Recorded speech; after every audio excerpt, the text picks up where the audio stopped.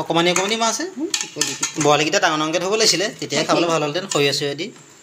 এইখিনি মাছ হৈছে আমাৰ ধলি নদী মাছ, এইবোৰ ঘাট জালত উঠা মাছ। আজি দিছিলেহি মানুহ এগৰাকীয়ে, মানে সদায় আমাক দি থাকে এইটো ছিজনত, আৰু খুব সোৱাদ হয় খাবলৈ। তাকে মাক সুধিছোঁ কেনেকৈ বনায়। বিলাহী আৰু বগা সৰিয়হ দি বনাবলৈ কৈছোঁ, খাবলৈ ভাল লাগে। এইফালে দেখিছে এইটো হৈছে কুঁহি মাছৰ পোৱালি, ফ্ৰাই কৰি দিছে। আৰু লগত আছে এইবোৰ বুট অমিতা ভাজি লগত, আৰু ইয়াৰ লগত মগু আৰু নৰসিংহ পাতৰ চাটনি। আৰু এয়া আছে আমাৰ খুন জলকীয়া, এই জলকীয়াটো খুব খাই এইটো শালিকি চৰাই। এয়া দেখিছে বৰালি মাছৰ আৰু লগত সৰিয়হ আৰু বিলাহী তৰকাৰী। এনেকৈ খাই দিওঁ আজি।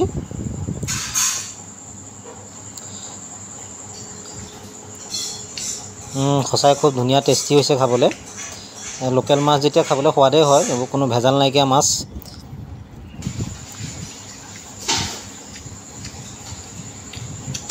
কুঁহি মাছটো খাই চাওঁ ফ্ৰাই কৰা, বহুত টেষ্টি হয় খাবলৈ কুঁহি মাছটো। আৰু আজি হৈছে কৃষ্ণৰ জন্মাষ্টমী তিথি, সেইকাৰণে আজি ভাত নাখাওঁ, আজি ৰুটি খাম। প্ৰতি বছৰে আমি ৰুটিয়ে খাওঁ, সেইকাৰণে আমি মায়ে ৰুটি বনাই আছে, মানে পুৰি বনাব। আৰু মই চব্জি এটা বনাম, তাৰ কাৰণে এইখিনি বিলাহী চিলাহী এইবোৰ বইল কৰি লৈছোঁ। আৰু বিলাহীটো বইল কৰি ল'লে ভাল, মেনিয় দিয়া যেতিয়া। এইখিনি অকণমান নিজৰ স্বাস্থ্যৰ কাৰণে যতন নিজে চেষ্টা কৰিব লাগিব। আৰু ইয়াৰ লগত লৈছোঁ মেগী মছলা, পিঁয়াজ, আদা নহৰু পেষ্ট আৰু জলকীয়া, আৰু লগত এয়া কাজু। এইখিনি ৰেডি কৰি লওঁ। এইখিনি গৰম কৰি লৈ অলপ দেৰিছে, কিমান ৰঙা ৰঙা পানী ওলাইছে এইখিনি। আৰু এতিয়া আদা নহৰু জলকীয়া এইখিনি মই পেষ্ট কৰি লওঁ।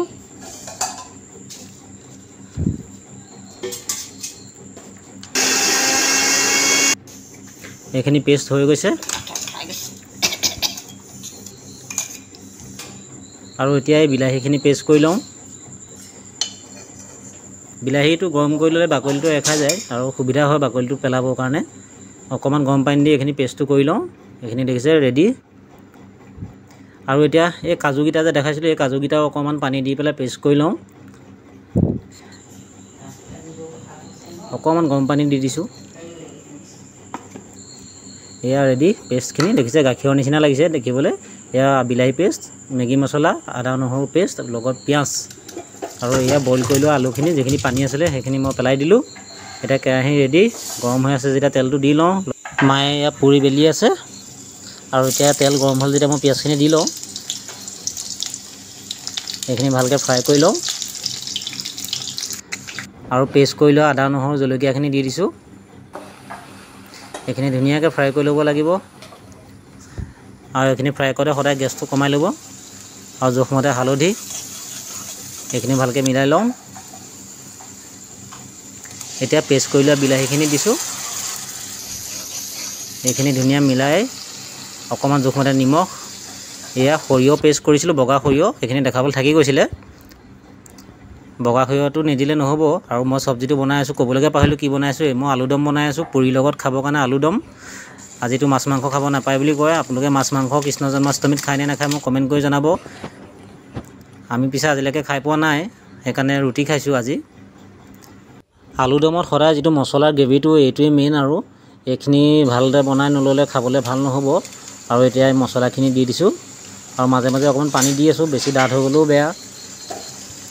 এইখিনি দিছোঁ কাজু পেষ্টখিনি, এইখিনিও ভালদৰে মিলাই লওঁ। দেখিছে কি ধুনীয়া উতল আহিছে। আৰু বইল কৰি লৈ এতিয়া আলুখিনি দি দিওঁ। এইখিনি ভালদৰে মিলাই, দেখিছে দেখিয়ে মজা লাগিছে। আৰু মাজে মাজে অকণমান পানী দি আছোঁ, বৰ বেছি এসোপা পানী দি দিয়া নাই। আৰু এইফালে পুৰি বনাবৰ কাৰণে তেল গৰম হৈ আছে, মায়ে এয়া বেলি আছে। পুৰি বনোৱা দায়িত্ব মাৰ ভাগৰ, সেইকাৰণে মায়ে এয়া বনাই আছে পুৰি।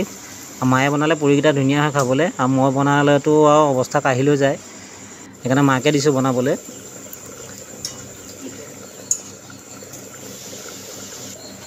আৰু এইফালে আমাৰ চব্জি ৰেডি হৈছে। আৰু এয়া মায়ে অকণমান দুটামান বেলিবলৈ আছিলে কাৰণে মোক বনাবলৈ দিলে। মই কৈছোঁৱেই মই বনালে ৰুটি বেয়া হয়। এয়া দেখিছে কেনেকুৱা অৱস্থা হৈছে। মই বনালে ভুলতো নুফুলে ৰুটি। এইফালে এটা বনাই দেখাম চাব।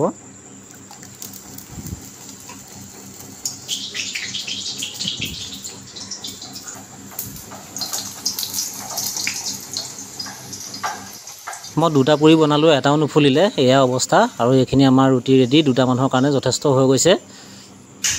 আৰু লগত খাবৰ কাৰণে এইটো আচাৰ লৈছোঁ, এইটো তিতাবৰ প্ৰডাকশ্যন হয়, বহুত ধুনীয়া আচাৰ।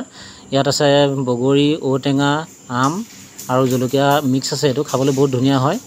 কণ্টেক্ট নাম্বাৰ আছে, আপোনালোকে ফোন কৰিলে পাই যাব। আৰু এয়া আজি জন্মাষ্টমীৰ কাৰণে আমি ৰুটি আৰু আলুদম ৰেডি কৰি ল'লোঁ খাবৰ কাৰণে।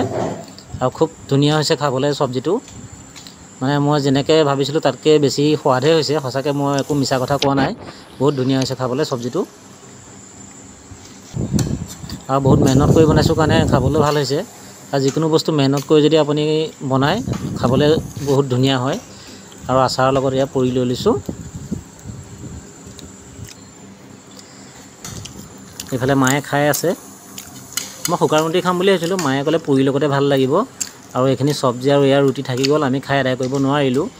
দুটা মানুহৰ কাৰণে বহুতখিনি বনোৱাই দিলে মায়ে, এইখিনি আমি ৰাতিপুৱা খাই দিব পাৰিম থৈ দিলে। আৰু আজি ভিডিঅ'টো এনেকৈয়ে বনালোঁ। আৰু এয়া আমি খাই খাই ভাগৰ লাগি গৈছে, মই নোৱাৰিছোঁ আৰু খাব। আৰু যদি ভিডিঅ'টো ভাল লাগে লাইক কৰিব, শ্বেয়াৰ কৰিব।